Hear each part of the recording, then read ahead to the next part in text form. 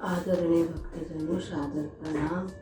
हम आज आंवल यानी आंवले की एकादशी फाल्गुन मास के शुक्ल पक्ष की आंवल की एकादशी की कथा को श्रवण करेंगे। भक्तजनों, आंवला तो हमारे जीवन में बड़ा उपयोगी है हर प्रकार से, परंतु इसकी उत्पत्ति कैसे हुई, हमारे जीवन में इसका क्या महत्व है और आंवले की एकादशी का व्रत करने से क्या फल प्राप्त होता है, आज हम सब यह जानेंगे। ओम नमो भगवते वासुदेवाय। श्री गणेशाय नमः। श्री गुरु चरण कमलेभ्यो नमः। श्री सरस्वती नमः। भक्तजनों, अब हम कथा में प्रवेश करते हैं। एक समय की बात है, नैमिषारण्य तीर्थ में 88,000 ऋषि मुनि विराजमान रहते हैं। वे नित्य निरंतर अनेकों कथाएं करते रहते हैं और सुनते रहते हैं। एक समय की बात है, शौनक आदि ऋषि मुनियों ने श्री सूत जी महाराज को प्रणाम करते हुए कहा कि हे ऋषिवर, हम फाल्गुन महीने की आंवल की एकादशी की कथा को श्रवण करना चाहते हैं। इसका व्रत कैसे किया जाता है, इस व्रत को करने से क्या किस फल की प्राप्ति होती है, कृपया ये सब हमें बताने की कृपा करें। तब सूत जी बोले कि हे ऋषियों, एक बार राजा मानधाता ने कुलगुरु वशिष्ठ जी से यही प्रश्न किया था। कुलगुरु, यदि आप मुझ पर प्रसन्न हैं तो कृपया मुझे फाल्गुन महीने की एकादशी का व्रत बताने की कृपा करें। वशिष्ठ जी ने उत्तर दिया, राजन, फाल्गुन महीने के शुक्ल पक्ष की एकादशी का व्रत अत्यंत उत्तम है, जो मोक्ष प्रदान कर मनुष्यों का कल्याण करता है। इस व्रत को आंवल की एकादशी कहते हैं।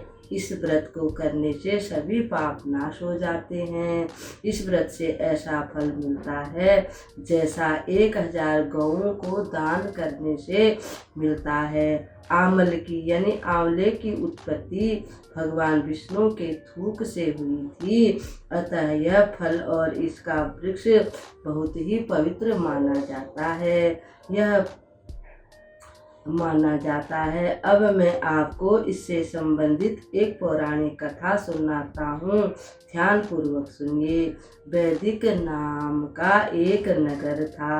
उस नगर में ब्राह्मण, क्षत्रिय, वैश्य और शूद्र सभी बड़े प्रेम से रहते थे, सभी बड़े विद्वान थे। उस राज्य में जैसे वैदिक नाम से इसको जाना जाता है, वहाँ निरंतर वेद मंत्र बजते रहते थे, वेद मंत्र गूंजते रहते थे। ओम नमो भगवते वासुदेवाय। ओम नमो भगवते वासुदेवाय। श्री कृष्ण गोविंद हरे मुरारी, हे नाथ नारायण वासुदेव। श्री कृष्ण गोविंद हरे मुरारी, हे नाथ नारायण वासुदेव। इस प्रकार से वहाँ वेद मंत्र निरंतर गूंजते रहते थे। चारों तरफ से वेद ध्वनि यानी मंत्रों की ध्वनि आती रहती थी। उस नगर में न कोई पापी था, न दुराचारी था, न कोई दरिद्र था, न कोई आलसी था। वहाँ पर चंद्रवंशी राजा चैत्ररथ राज्य करते थे। चैत्ररथ अत्यंत धार्मिक एवं प्रकांड विद्वान थे। उसके राज्य से गरीबी और कंजूसी हमेशा दूर ही रहती थी, अर्थात वहाँ का न तो कोई कंजूस था, न कोई दरिद्र था। वहाँ सब बड़े प्रसन्न रहते थे। सब भगवान विष्णु के भक्त थे और एकादशी का व्रत बड़े प्रेम से करते थे।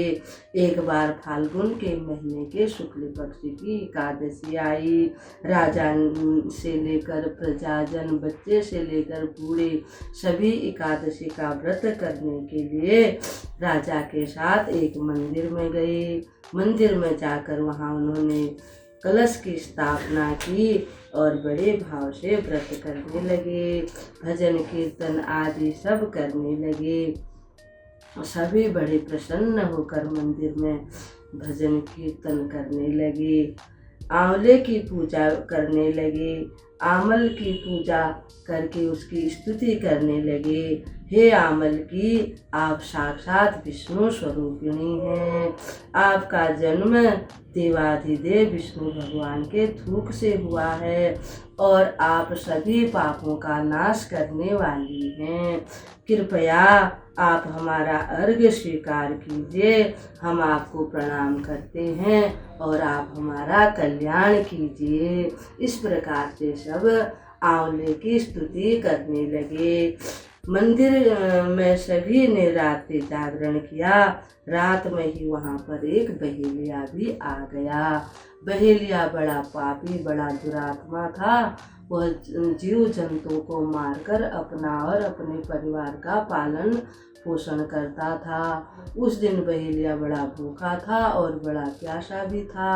उसने सोचा कि मंदिर में इतने लोग हैं, कुछ न कुछ खाने को मिल जाएगा, और एक मंदिर के कोने में आकर बैठ गया। जब वो मंदिर में बैठा तो वहाँ पर भगवान विष्णु की कथा, एकादशी का महात्म्य, भजन कीर्तन होने लगा। बहेलिया भी उन सब के साथ यह सब देखा और सुना। भगवान की कथा सुनी और भगवान का भजन कीर्तन सुना। कुछ भक्त लोग नृत्य कर रहे थे, वह सब देखा। सुबह दूसरे दिन द्वादशी को सब लोग पारायण करके अपने अपने घरों को चले गए। बहेलिया भी अपने घर चला गया। घर जा कर के उसने भोजन किया। कुछ समय बाद बहेलिया का प्राणांत हो गया, अर्थात उसका शरीर शांत हो गया। उसके प्राण पखेरु उड़ गए। यद्यपि उसने जीवन भर कोई ऐसा पुण्य का कार्य नहीं किया था, उसको नरक में ही जाना चाहिए था, परंतु आमल की एकादशी का व्रत करने के प्रभाव से उसका जन्म एक जो राजा हैं विदुरथ, उनके पुत्र के रूप में उसका जन्म हो गया। उसका नाम रखा गया वसुरथ। जब वह बड़ा हुआ तो धन धान्य से संपन्न होकर चतुरंगिणी सेना द्वारा 10,000 गौओं का पालन करने लगा। वह सूर्य के समान तेजस्वी, चंद्रमा के जैसा कांतिवान, विष्णु भगवान के समान पराक्रमी और पृथ्वी की तरह क्षमाशील था।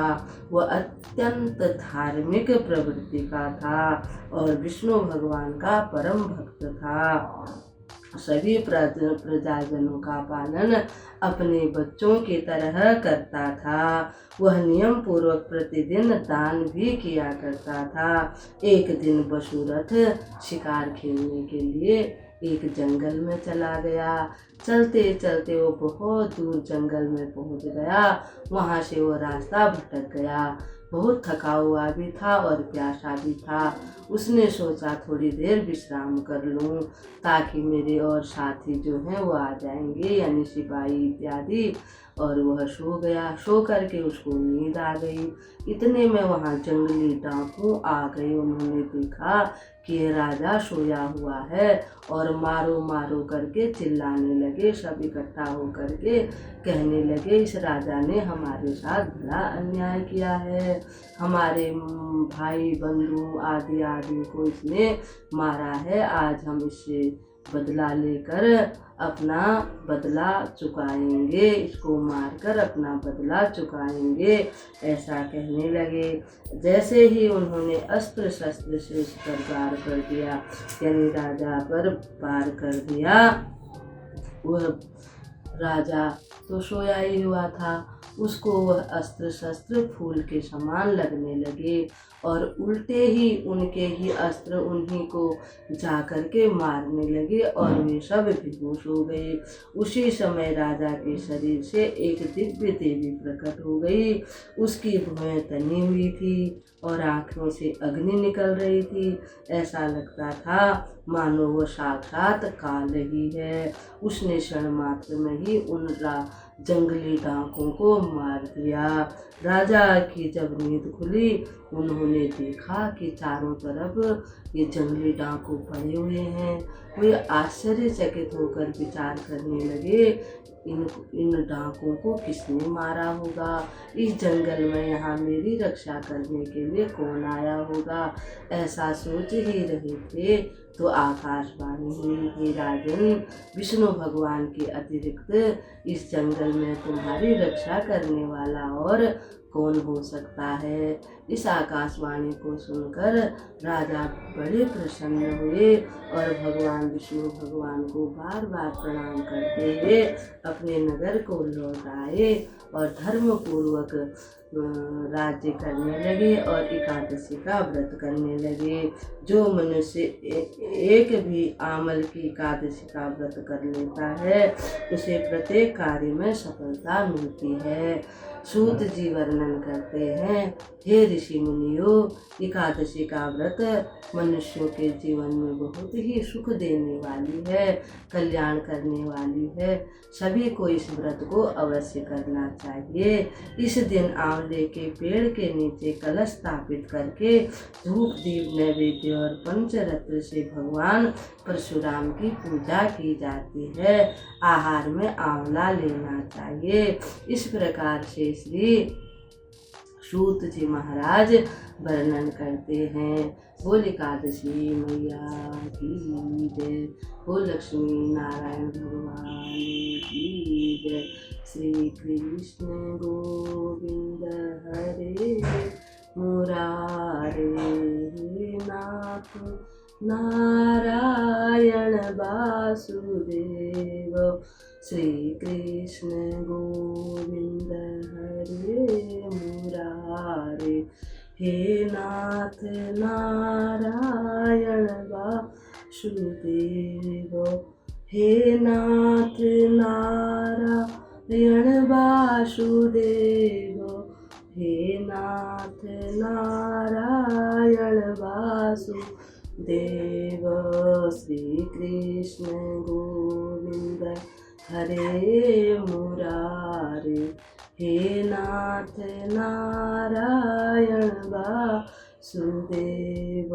श्री कृष्ण गोविंद हरे मुरारे, हे नाथ नारायण वासुदेव।